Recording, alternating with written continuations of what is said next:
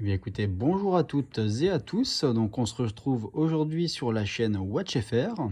Donc pour une petite review sur cette Tag Heuer édition 2000 automatique. Donc c'est une montre qui date des années 1990 à 2000. Celle-ci, en l'occurrence, c'est une 1992 sous la référence 669-206F.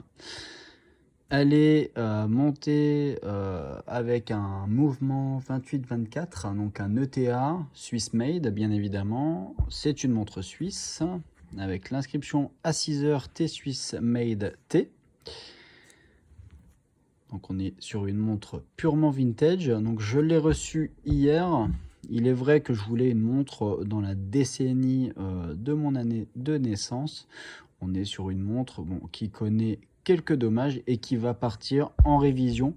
Donc on peut voir ici l'acier qui commence un peu à avoir des rayures et des signes d'usure. Également sur les cornes, on a du polissage qui n'a pas lieu d'être. Donc ça va partir en révision. Donc ici on va regarder un peu tous les points de la montre, on va en discuter ensemble et ensuite je vous laisserai mettre des commentaires, me poser des questions si vous le souhaitez et puis voilà. Donc comme je vous le disais, c'est une montre que j'ai reçue hier. Il fallait que je vous fasse une petite review, ma toute première review de la chaîne. On en verra sûrement d'autres. En tout cas, c'est ce que je me souhaite. Donc on peut voir au niveau des aiguilles le tritium, puisque on n'est pas sur un Super Luminova ou des choses comme ça. Là au niveau de l'éclairage, on est purement sur du tritium. Donc on peut voir que sur les index, le tritium a très bien vieilli. Par contre, sur les aiguilles, on peut voir une partie donc du tritium juste ici qui a subi un dommage. Donc le tritium qui a fissuré et qui laisse un petit trou au niveau de l'aiguille des minutes. Également sur l'aiguille Mercedes, on va pouvoir voir une petite craquelure qui commence à se former. Voilà, donc je pense que je laisserai pourquoi pas les aiguilles d'origine. Pour par contre simplement voir ce qu'il est possible de faire au niveau du tritium des aiguilles et peut-être un petit nettoyage des aiguilles, du cadran également, puisqu'ici on peut voir qu'il y a un petit poil qui commence à se balader à l'intérieur. Bon, la montre est encore étanche, mais on va refaire son étanchéité également par la même occasion.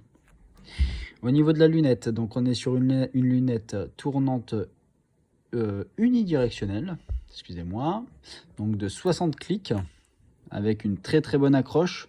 Donc ici les petites interstices permettent une superbe accroche à la lunette.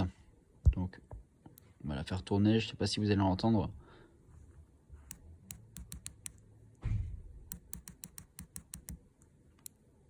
En tout cas, ça se déplace vraiment bien et sans peine. Sincèrement, c'est vraiment pas mal.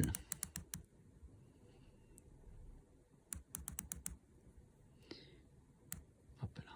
Donc il n'y a pas de jeu dans la lunette pour une montre qui a 30 ans. Sincèrement, ça m'a semblé vraiment incroyable. Quand je l'ai reçu, il y a eu vraiment un aspect robustesse qui s'est fait ressentir. Et dans l'état général de la montre, qui est vraiment globalement plutôt propre, j'ai été vraiment agréablement surpris. On a une petite touche de couleur qui ramène un peu de peps à la montre.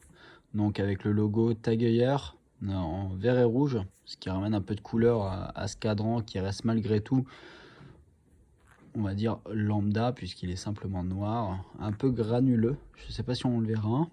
Il est granuleux et avec le temps, c'est vrai que la patine a pu se faire et au soleil, le noir du cadran vire au marron chocolat. C'est vrai que c'est vraiment pas mal. Avec une date à 3 heures avec le fond noir également. Ça, j'adore. Alors, j'aime bien les dates sur les montres, mais c'est vrai que quand elles se font un peu plus discrètes qu'avec un cyclope ou alors le fond blanc, j'apprécie encore plus particulièrement. Donc le changement de date rapide, on a un stop seconde également au niveau du mouvement. Donc le mouvement qui sera également à rafraîchir par un horloger. Hop. Donc je vais retirer la montre et on va passer un peu à son état. On va en discuter, on va discuter du fond de boîte, etc. Du bracelet président, type président, qui est selon moi vraiment pas mal. En tout cas, il m'arrache pas les poils. Ça, j'apprécie. Les goupilles sont encore très résistantes, donc pas de risque que la montre s'en aille. Donc on va checker ça. Je vais juste enlever mon gant pour pouvoir retirer cette montre. Hop. Et voilà. Je remets le gant.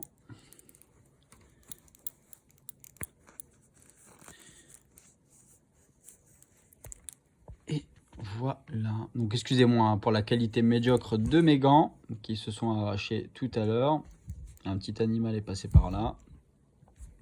Je vous passe les détails, mais ça sera rectifié pour les prochaines vidéos. Alors, donc ici au niveau du fond de boîte, tout simplement on a un fond de boîte qui est vissé. On va dire que c'est le B.A.-ba pour une montre de plongée. Je vais faire un petit zoom. Hop là. Donc ici on va retrouver donc le logo Tag Heuer avec la référence de la montre. Je me suis pas trompé tout à l'heure, donc la référence 669-206, automatique, saphir cristal, water résistant à 200 mètres, donc avec un diver à 200 mètres. Voilà, Swiss Watch. Et ensuite ici on a le numéro de série de la montre. Donc fond de boîte poli. Au niveau du bracelet, et bien voilà, un bracelet on va dire président. Ce que j'adore sur ce bracelet là, c'est l'extension de plongée, voilà, qu'on retrouve pour la plongée et qui se remet très facilement. Hop là. Juste ici, on va retrouver le logo Tag Heuer, donc sur la boucle.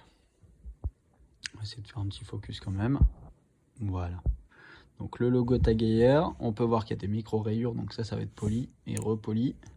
À l'intérieur donc du bracelet, youp là. On va dézoomer. Donc on a l'inscription donc Tag Heuer. Voilà. La petite inscription Tag Heuer puisque le bracelet est origine Tag Heuer.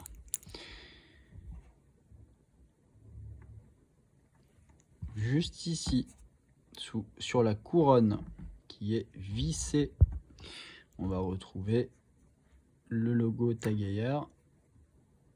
Voilà.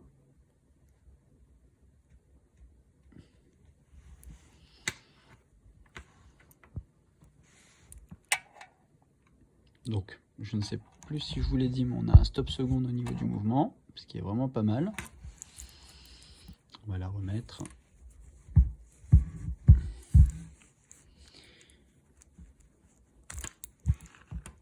Voilà, donc c'était simplement une petite revue de cette montre, hein. Rien vraiment de folichon, j'ai envie de vous dire. Rien de folichon, de toute façon elle va partir en révision comme je vous l'ai dit, puisque elle perd un peu de secondes par jour. Ce qui est normal, vous me direz, pour une montre automatique, sauf que là on est quand même sur 15 secondes par jour. Donc à mon avis c'est une montre qui n'a pas été portée depuis des années. J'ai reçu avec la montre donc le manuel instruction et la garantie avec la date d'achat et où la montre a été achetée. Donc c'est une montre italienne qui a été achetée en Italie. Voilà, tout simplement. On n'a pas de jeu au niveau de la couronne.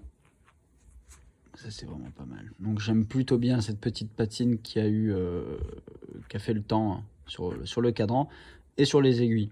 Au niveau donc du super, enfin j'allais dire du super luminova, mais c'est pas du super luminova, c'est le tritium. Donc au niveau du tritium, donc sur les index, il fait encore le taf. Alors il dure pas longtemps, c'est une montre qui a 30 ans, mais je dirais qu'effectivement il fait encore bien le taf. Là-dessus il n'y a pas de souci. On va essayer de zoomer un max, voilà, pour que vous aperceviez de l'état de propreté vraiment des index. Donc ici Tag avait opté pour un index rond à 6 heures, la date à 3 heures, à 9 heures un index rond, et ensuite index diamant à midi, avec des index baguettes sur le reste. Voilà. Donc si vous avez des questions, si vous voulez que je refasse une revue après révision de cette montre pour pouvoir faire l'avant l'après, si vous voulez que je vous montre d'autres montres, donc à savoir qu'en ce moment j'ai une Submariner de chez Rolex et j'ai une Glycine également, Glycine Combat Sub en 42 mm. Celle-ci en fait 37 ou 38, j'ai plus envie de vous dire de bêtises, il me semble que c'est 38 mm. Voilà, donc j'ai une Combat Sub, je suis passé également sur une Seiko Mode Comex à mes débuts. Et puis voilà, d'autres montres viendront à venir. J'aspire à une Breitling en vintage toujours. Et puis ensuite au niveau des montres plutôt neuves, j'aimerais partir déjà sur une autre Tag ou alors une Omega, à voir dans le temps et à voir au niveau des finances. Donc si vous voulez soutenir la chaîne, n'hésitez pas à mettre un petit pouce bleu, à vous abonner et à commenter si besoin. Allez, ciao!